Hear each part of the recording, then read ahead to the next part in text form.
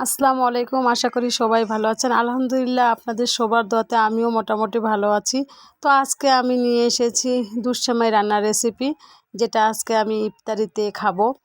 তো দেখতেই পাচ্ছেন যে আমি দুধ আর চিনি একসাথে করেছি। আসলে আমি অফ ক্যামেরায় এই দুধ আর চিনি অনেকক্ষণ জাল দিয়ে নিয়েছি যাতে এটি ঘন হয়ে আসে। তো যখন ঘন হয়ে এসেছে তারপরে আমি সেখানে তেজপাতা এবং গরম মশলা অ্যাড করেছি।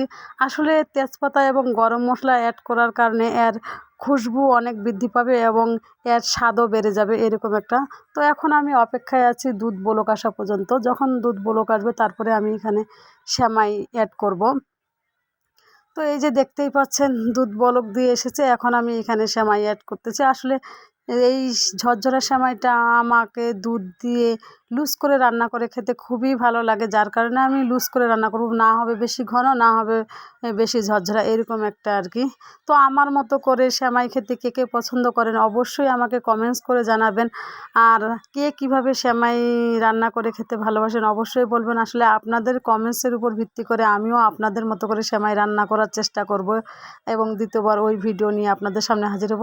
তো কথা বলতে বলতে আমার ভিডিও শেষ হয়ে আসলো, দেখতেই পাচ্ছেন। তো কেমন লাগলো অবশ্যই আমাকে জানাবেন। আর সবাই ভালো থাকবেন, সুস্থ থাকবেন।